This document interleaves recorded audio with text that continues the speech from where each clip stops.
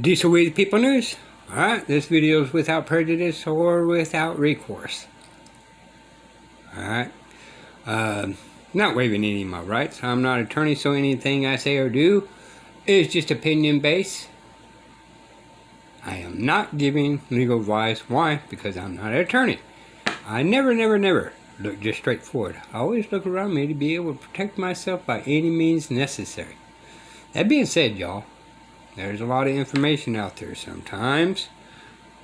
I goof up, but the information may be false and it may be true. The only way you can do is look up the information. Alright. Again, let's check this out, okay? Greetings and welcome to selfgovernanceU.com. Today we're going to talk about the 7 elements of jurisdiction. The accused must be properly identified in such a fashion there is no room for mistaken identity. The individual must be singled out from all others, otherwise anyone can be subject to arrest and trial without benefit of wrong party defense. Almost always, the means of identification is a person's proper name, but any means of identification is equally valid if said means differentiates the accused without doubt. Keep in mind, there is no constitutionally valid requirement you must identify yourself. See the Fourth Amendment. Also see Brown v. Texas, 443 U.S. 47, and Cullender v. Lawson, 461 U.S. 352. Number 2. The statute of the offense must be identified by its proper or common name. A number is insufficient. Today, a citizen may stand in jeopardy of criminal sanctions for alleged violations of statutes, regulations, or even low-level bureaucratic order.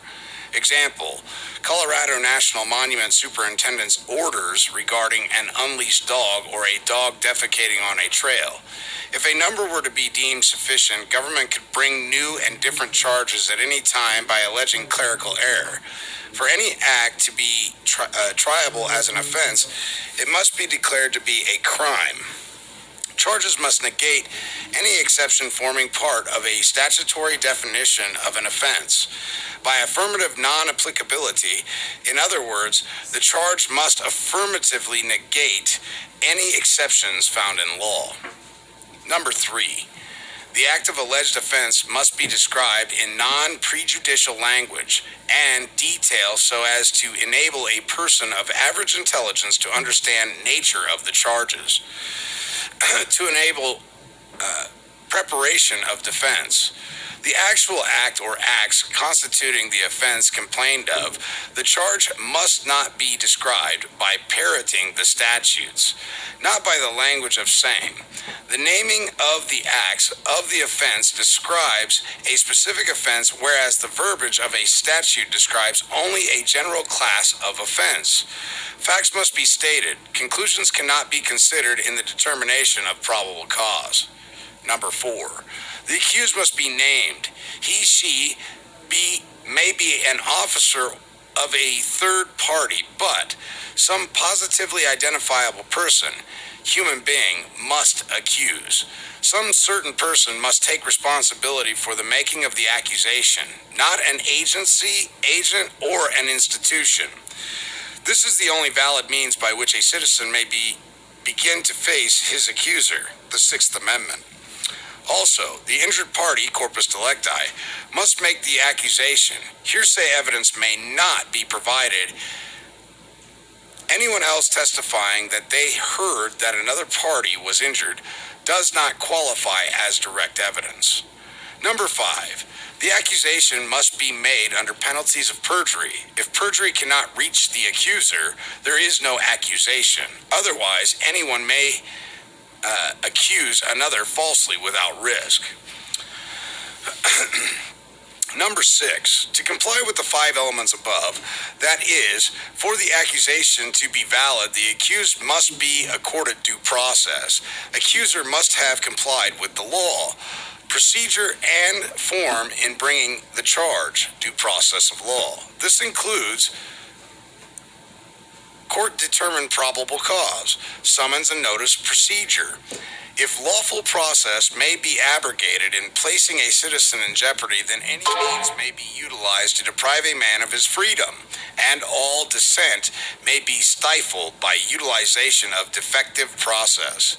The essential elements of due process are notice and an opportunity to defend. Simon versus Kraft, 182 U.S. 427.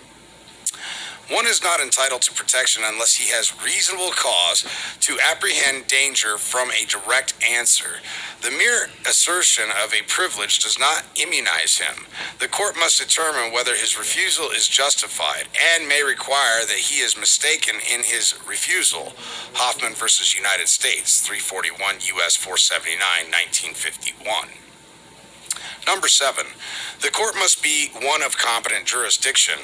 To have valid process, the tribunal must be a creature of its constitution, in accord with the laws of its creation, i.e., an Article 3 judge, Article 3 qualified judge.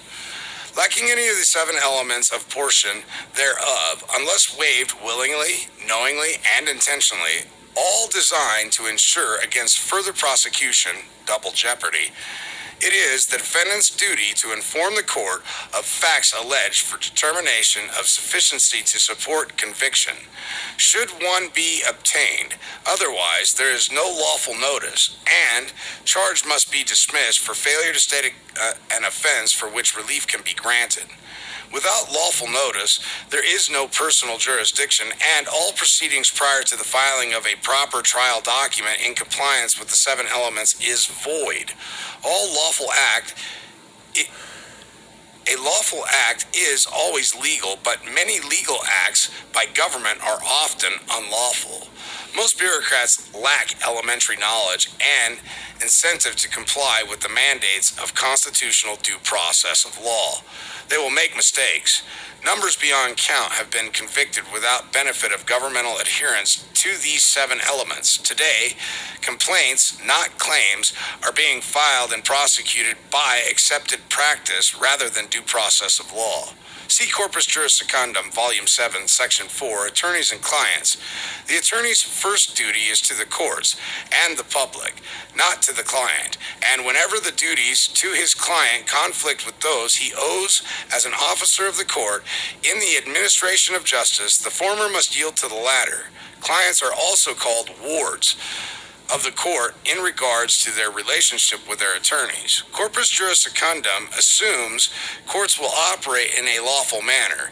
If the accused makes this assumption, he may learn to his detriment through experience that certain questions of law, including the question of personal jurisdiction, may never be raised and addressed, especially when the accused is represented by a bar attorney. Sometimes licensed counsel appears to take on the characteristic of a fox guarding the henhouse. Jurisdiction, once challenged, is to be proven, not by the court, but by the party attempting to assert jurisdiction. The burden of proof of jurisdiction lies with the asserter. The court is only to rule on the sufficiency of the proof tendered. See McNutt versus General Motors Acceptance Corp., 298 U.S. 178, 1936. The origins of this doctrine of law may be found at Maxfield versus Levy, 4 U.S. 330, 1797, and also 4 U.S. 330, Dallas, 2 Dallas, 381, 2 U.S. 381, 1 L period ED period 424. Thank you for joining me. Learn this and much more at selfgovernanceu.com.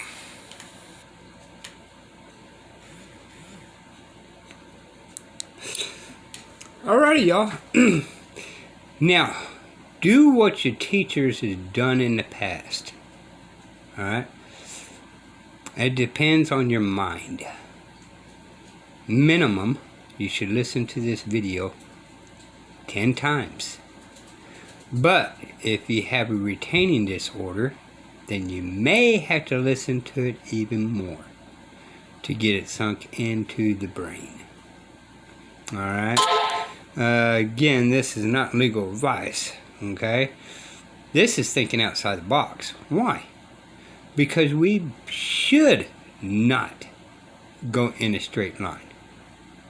We should always look around us. It's just that simple, y'all. Alright, this is Diesel We the People News. Till next time, bye, y'all.